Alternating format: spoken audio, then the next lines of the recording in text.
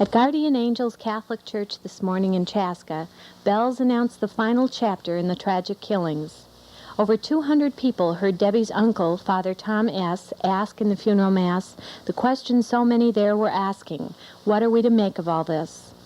Ultimately, each person must take his or own meaning from the senseless deaths, but Father Tom admonished the congregation not to be overcome by evil, by bitterness, but to overcome evil with good and with love.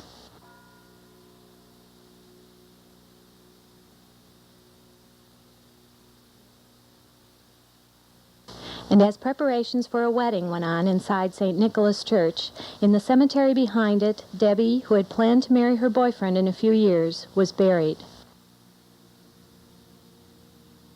Debbie's friend Vicky, who had moved to Carver from New Ulm just a year ago, had already made many friends in Carver.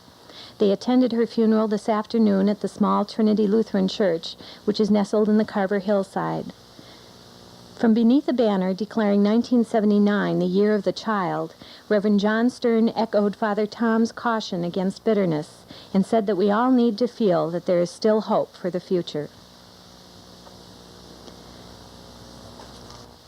The bodies of Debbie and Vicky were found in a shallow grave last Monday between Lead and Deadwood, South Dakota.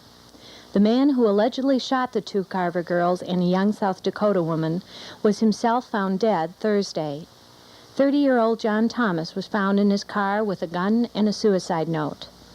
The note apparently gave no indication of motive for the crimes, and as one South Dakota investigator said, the only ones who knew why it happened are now dead.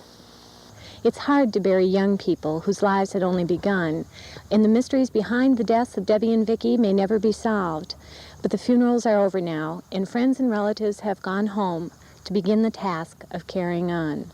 Barb Brown, WCCO Television News in Carver, Minnesota.